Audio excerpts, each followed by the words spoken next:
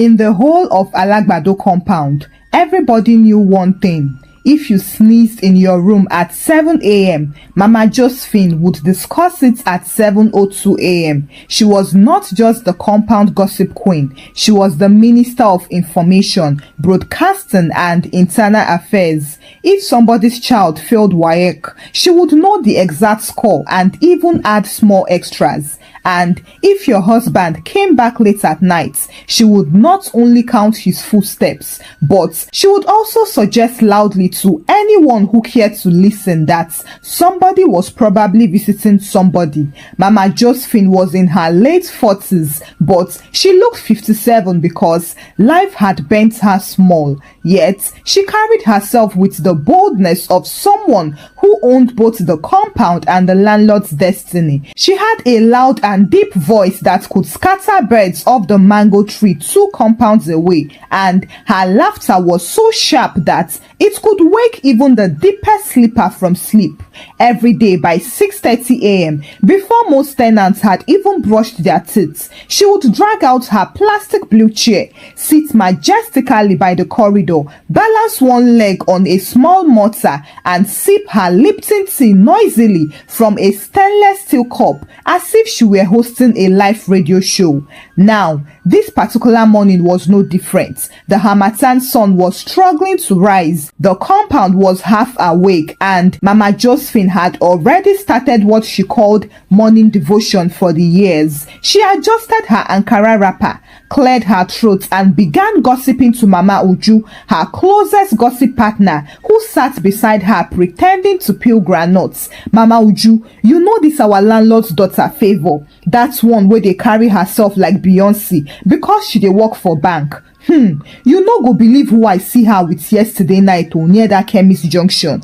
Before Mama Uju could ask, she told her anyway. That married man with gap teeth from number 14, the one where they always wear white jalabia every Sunday. I talk am before now. There is no innocent fine girl walking inside the bank again. Mama Uju gasped and covered her mouth in shock, even though she secretly didn't believe half of what Mama Josephine said. But in Alagbado compound, whether the gist was true or not, it didn't matter. Mama Josephine's delivery was the main entertainment. However, that same morning, something strange happened. While Mama Josephine was lost in her story, 3 younger women in the compound, Ngozi the tailor, Chidinma the hairdresser, and Sandra the student, walked past smiling and talking about organic skincare and instant caramel glow. The words caught Mama Josephine's attention immediately because if there was one thing she hated more than silence, it was missing out on a trending topic. She paused her gist, twisted her neck dramatically, and shouted, Ngozi, come back here. Which one be organic? Is it food or medicine? Ngozi smiled mischievously and said, Mama J, na soap oh. One of my customers don't start mixing small skincare products, and they think they sell like pure water. If you rub am for 1 week, your body go shine like milk. Money dey inside the business, sha, Mama J. Serious money. The moment Mama Josephine heard the word money, her brain entered turbo mode. She froze, blinked twice, and then adjusted her chair as if she was repositioning her entire destiny. She started tapping her knee thoughtfully while her mind ran faster than Okada on 3rd Mainland Bridge. For years, Mama Josephine had been struggling to find her big break. She had tried selling Zobo, but that business failed because she drank half of it herself. She tried Akara, but the smoke made her cough until customers ran away. She even tried becoming a spiritual dream interpreter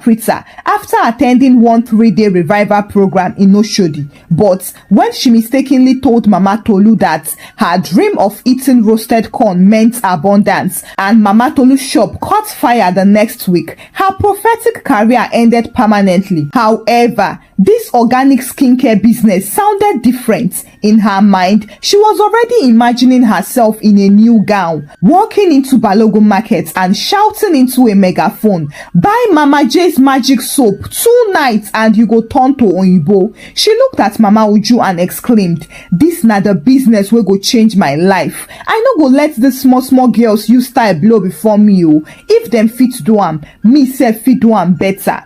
And so by evening, Mama Josephine had already watched 5 YouTube DIY videos on how to make whitening organic soap. And then she went to Mama Tolu's kiosk, bought 1 empty paint bucket and locked herself in her small kitchen. She carried an old stainless bowl, tore open 1 expired Sunlight detergent, poured in Exile disinfectant, mashed 2 bars of black soap together, added 1 sachet of powdered milk for freshness, and finally, she sprinkled a little of her daughter's baby oil, convinced that she was about to create the #1 whitening soap in Lagos. She stirred it like a prophetess, mixing anointing oil, and muttered under her breath, "By the time I finish with this formula, even Beyonce go send me message." By 10 p.m. that night, she had already packaged 5 small transparent containers and labeled them Mama J Magic Soap, 2 nights action, shine like glass, and then she hid them inside her handbag, ready to launch it the next day.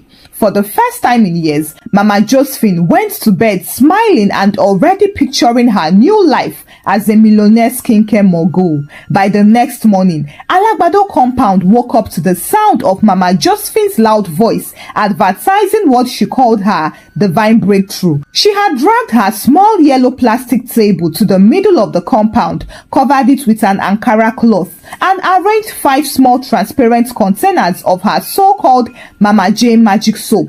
Beside the soap sat a small hand-painted cardboard where she boldly wrote in red marker, "Turn from charcoal to caramel in 2 nights or get your money back." To complete the drama, she tied her best lace wrapper, wore gold bangles that jingled louder than her voice, and borrowed her daughter's sunglasses to look professional. She didn't stop there. She went into the compound store, borrowed Brother Philip's tiny megaphone, and began her campaign. "Attention, attention, beautiful women of Alagbado compound, stop suffering in darkness when Mama J is here to bring light into your life and into your skin. My magic soap is 100% natural, organic from Cotonou, blessed by Psalm 27, and tested by my own body. In just 2 nights, your skin will shine like glass. Men will chase you, neighbors will envy you, and haters will pack their load." At first,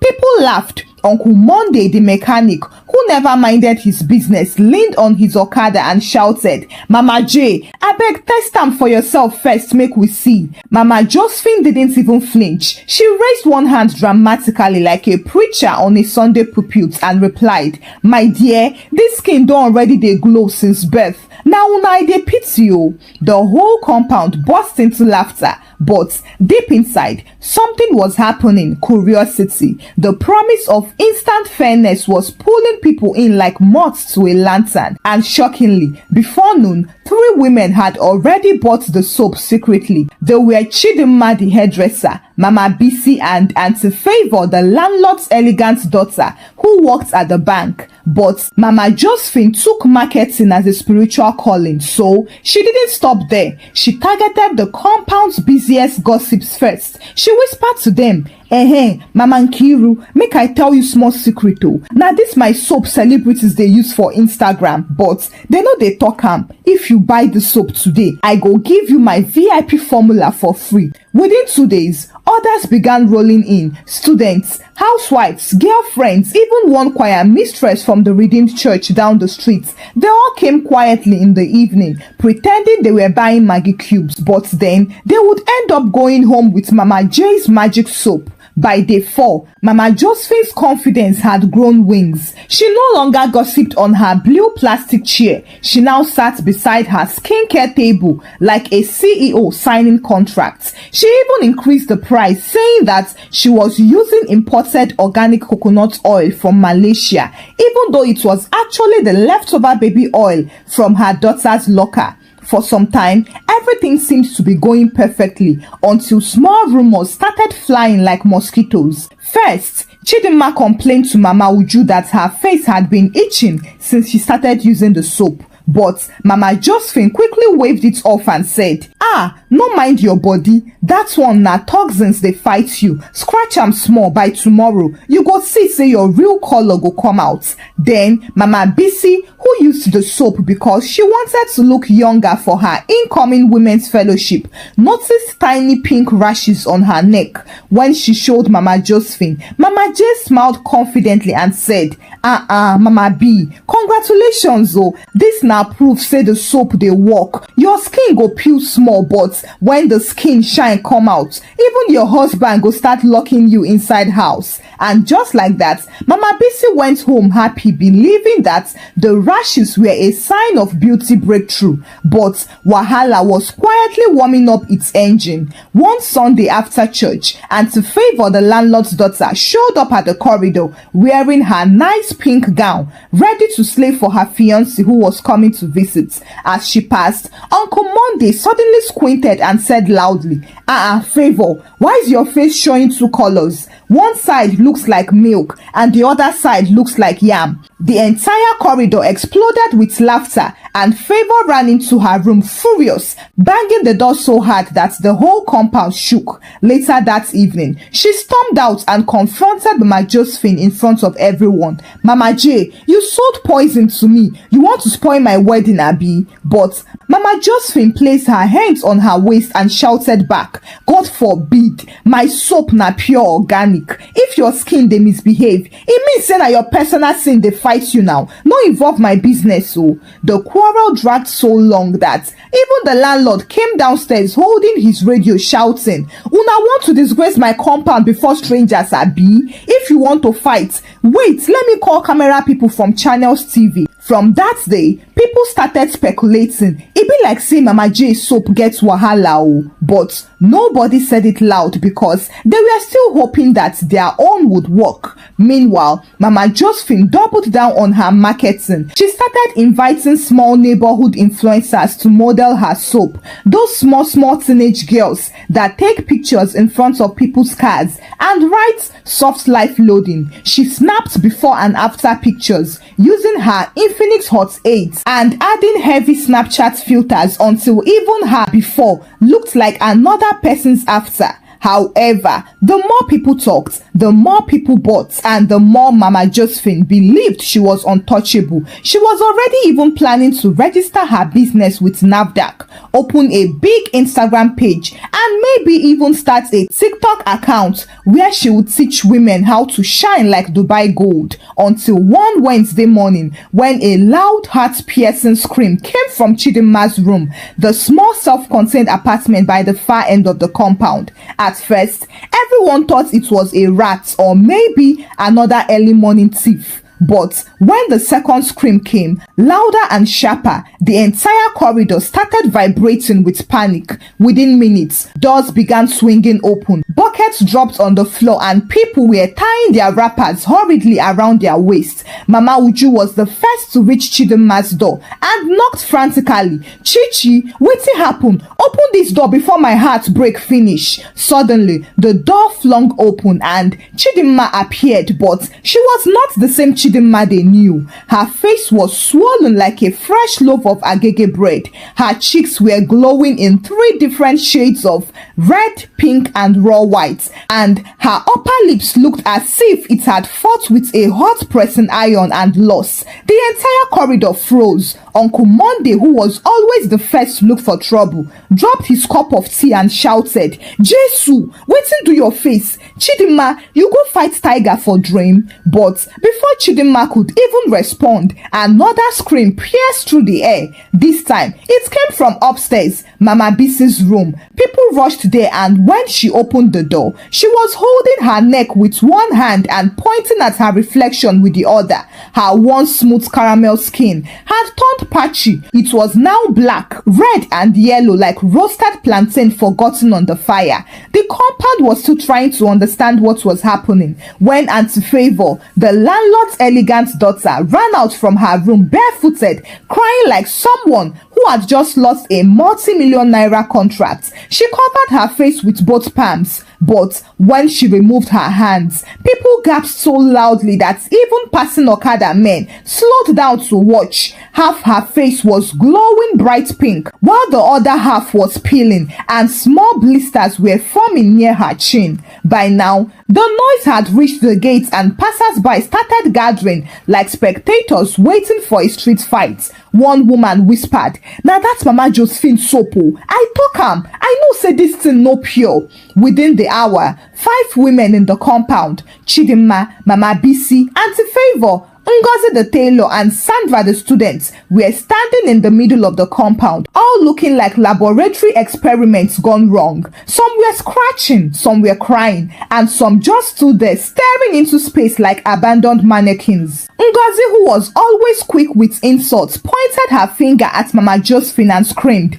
"Mama J, see wetin you don use your yeye soap do me. My skin don turn to burnt suya. You wan kill person abi?" But Mama Josephine stood boldly with her hands on her waist and replied, Ngozi, no shouts give me. My soap dey 100% organic. If your body dey misbehave, na your own blood dey reject good things. The corridor erupted into arguments. Some people were shouting at Mama Josephine, while others were laughing behind buckets, trying not to get caught. Uncle Monday, the drama lover, positioned himself like a news reporter and started giving live commentary to onlookers at the gates. Breaking news: 5 women don turn to overripe pawpaw for Alagbado compound after using Mama J's magic bleaching bomb. Stay tuned for more details. Then the real explosion came. Auntie Favor, whose wedding introduction was supposed to happen in 2 weeks, suddenly fell on her knees and started crying. "My fiancé is coming this evening. Somebody kill me now. Mama J, you've destroyed my life." She grabbed Mama J's wrapper violently, shaking her like a rattling gate, but Mama J snatched it back and shouted, "Leave my cloth oh, no use your bad luck spoil my destiny. My soap no dey fail. Na village people dey fight una." By this time, Mama Uju had quietly pulled out her small Android phone and was typing a WhatsApp broadcast message faster than lightning. Breaking. Mama J don burn 5 compound women with bleaching bomb. Forward to 15 people for awareness. Within 30 minutes, the gist had spread to 3 neighboring streets and curious strangers began trooping into the compound, pretending to buy recharge card while trying to confirm the rumor. When the landlord, Pa James, finally arrived from his shop, he found the compound looking like a Nollywood audition center. The 5 victims were seated on a bench crying, while Mama Josephine stood defiantly in front of her small plastic table like a stubborn defendant in court. Pa James removed his cap slowly, scanned the scene and asked, "Josephine, na true say na your soap dey turn my tenants to fried plantain?" Mama J raised her chin proudly and replied, "Chairman, no listen to them oh. Na envy dey worry these people. My soap na blessing, not curse. Check my own skin now, fresh like baby fish." But as she was talking, everyone's attention shifted to her own left arm, where a rash had started forming. It was small but very visible. Uncle Monday shouted immediately, Mama J said don dey ripe like pawpaw oh. It don happen." The entire compound exploded into fresh laughter and panic at the same time. Some people rushed to buy the toll, others ran to get lime water, while Mama Josephine quietly tied her wrapper tighter and disappeared into her room, slamming the door like someone under spiritual attack. By evening, the compound had turned into a small marketplace of gossip. Women gathered in groups, arguing about who looked worst, who might end up bald, and whether Favor's fiancé would still marry her. Mama Uju promoted herself to Chief Information Officer of Alagbado and started going from door to door, updating people with fresh insider details, while secretly selling aloe vera gel for double the price because she claimed it could reduce the danger of Mama J soap. By Thursday morning, Alagbado compound had become the hottest tourist attraction in the area, from the roadside bread seller to the woman roasting bole at the junction. Everyone wanted to just pass small and peep into the compound to confirm the rumor. Children were giggling behind buckets and singing, "Mama J don burn people oh, bleaching don backfire." Every few minutes, one of the 5 victims would open her door and hiss loudly or shout curses. Even Auntie Favor, the landlord's daughter, had stopped picking her fiancé's calls. Her wedding introduction was only 12 days away, yet she was hiding inside like a wounded soldier, applying coconut oil and aloe vera gel on her face at the same time. But as for Mama Josephine, she remained fearlessly bold, sitting on her usual blue plastic chair like a compound queen who refused to accept defeat. She had even polished her cheeks with baby oil that morning so that they looked shiny under the sun, and she kept shouting at anyone who passed, "Don't let jealousy deceive you. My soap na premium organic Cotonou exports. Wetin dey worry these women na their own blood rejecting progress." Well, that was before the first video dropped. Mama Uju had secretly recorded a short video showing the 5 victims seated in the corridor with their patchy, swollen, peeling and red faces, while Mama Josephine was in the background shouting, "My soap dey innocent." By noon, the video had landed on WhatsApp statuses across 3 neighboring streets, and within hours, the caption "Mama J bleaching bomb" was trending in 3 different women's fellowship groups. One passerby even uploaded it to TikTok with a dramatic background music, and before evening, more than 2,000 people had watched it. The gossip officially left the compound. By Friday morning, the Women's Progressive Association of that area arrived at the compound in full force, led by Madam Fumilayo, a retired school principal and the most feared woman in 3 streets. They carried placards that read, "No to skin damage, Mama J soap, chemical warfare. Our faces are not your experiments." They were chanting so loudly that cars stopped outside the gates. Mama Josephine heard the commotion, tied her wrapper tighter, powdered her face and stepped out like a general addressing her troops. But before she could speak, Madam Fumilayo raised her hand and shouted, "Mama Josephine, you have 30 seconds to explain why you are destroying the daughters of the streets with your bleaching concoction." Mama J raised her chin proudly and replied,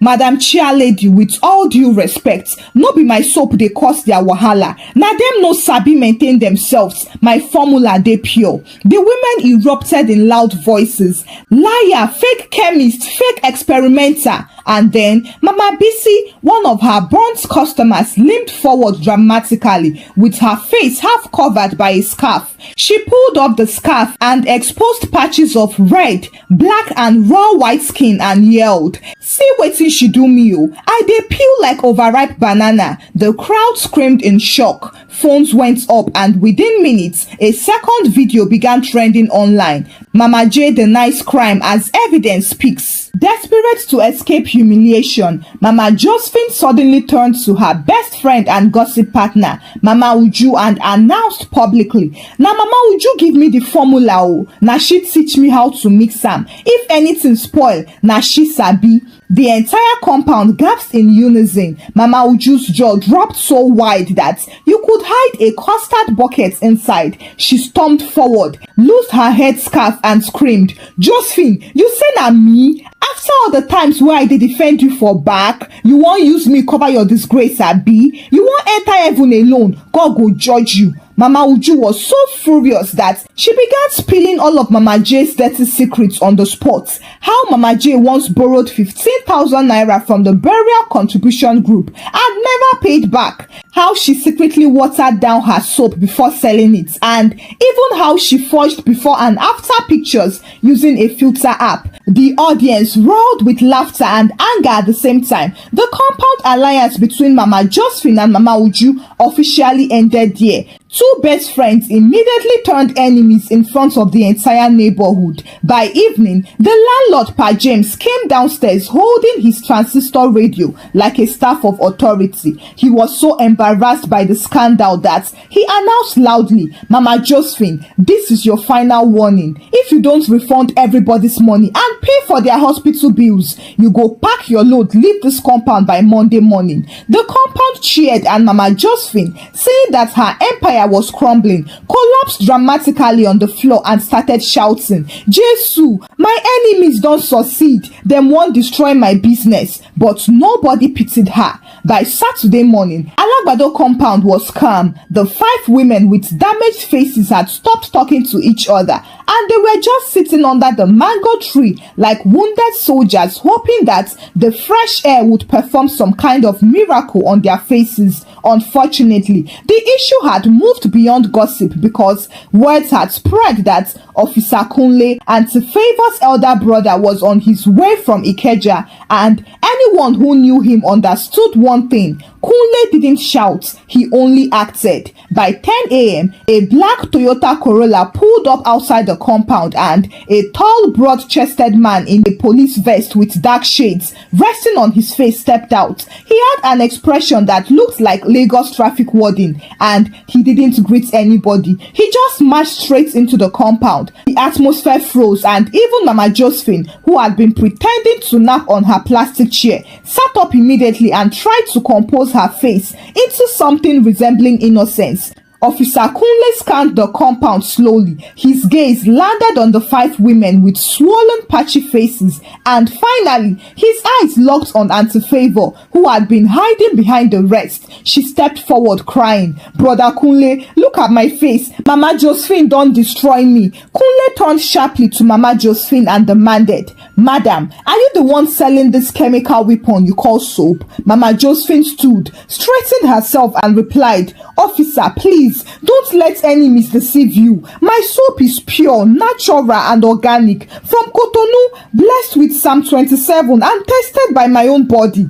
Without a word, Kunle stepped forward, grabbed one of the open containers of Mama J's magic soap and sniffed it. His face immediately twisted like someone who had just inhaled expired gutter water. He turned to the crowd and announced, "This thing is industrial detergent mixed with Izal and kerosene. Mama Josephine, you are coming with me." The moment Kunle tried to grab her arm, Mama Josephine fell to her knees and started rolling on the floor dramatically, screaming as if a demon had possessed her. "Jesu, enemy don't succeed. Na spiritual attack. Na Mama Uju dey behind this wahala. Na her jazz dey scatter my business." But Mama Uju, who was standing at the back, folded her arms like a victorious judge and shouted, "Clap for yourself, oh Mama Josephine. See your life outside. You still dey blame devil when your bleaching bomb dey melt people's destiny." Officer Kunle ignored Mama J's theatrics and signaled his 2 junior colleagues who had just arrived on a bike.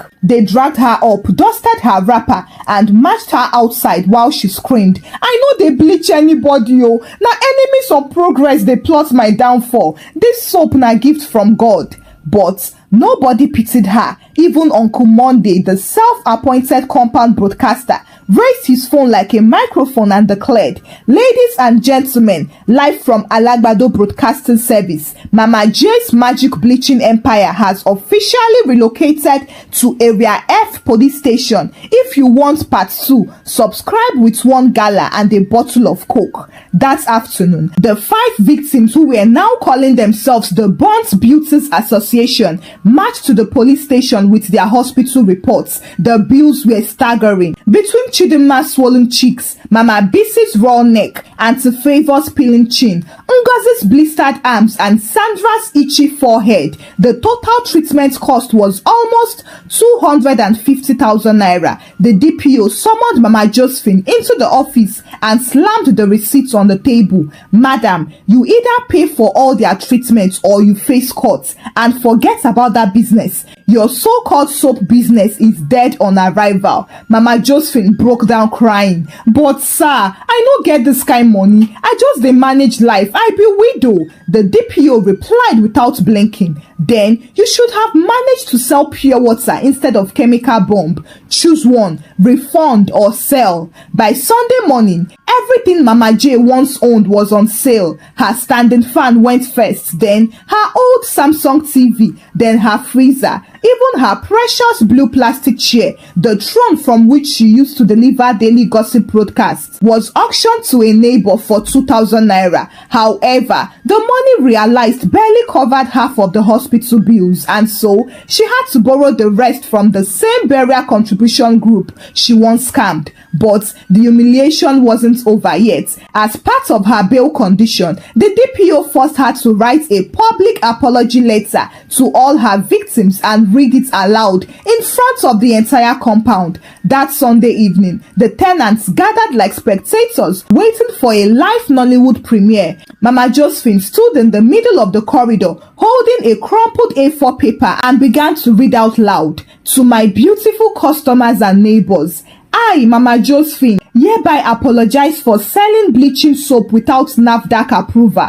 I no know say the thing go burn anybody. From today, I promise to stick to my calling, gossiping and selling pure water. May God forgive me." Uncle Monday shouted from the back, "Read am louder, make we fit hear the apology well." The whole compound burst into laughter until Mama Josephine stormed off and slammed her door. But her career as compound skincare guru had officially died a loud public death. 2 weeks later, the victims' skins began healing slowly, thanks to proper medical treatment and plenty of aloe vera. Auntie Favor's fiancé initially panicked, but eventually he forgave her after Officer Kunle personally educated him on how his sister almost became a chemical experiment. Meanwhile, Mama J had transformed completely. Her loud morning gossip sessions ended. She stopped shouting at neighbors and stopped trying to learn skincare science. Every morning, she now sat quietly in front of the compound, selling her chilled sachet water and granules in silence. And anytime somebody mentioned a new miracle product in the compound, everyone would chorus in unison, "Hope it is not Mama J's formula." From that day on, whenever the gist of instant bleaching came up anywhere around Alagbado, someone would always sigh and ask the ultimate question, "But seriously, who even told Mama Josephine to start selling soap?" Thank you for watching the story. Kindly share your thoughts about the story with me in the comment section. Give the story a thumbs up and share the story out with your loved ones. Subscribe to this channel if you've not done so by now. Until I bring another story your way. Bye!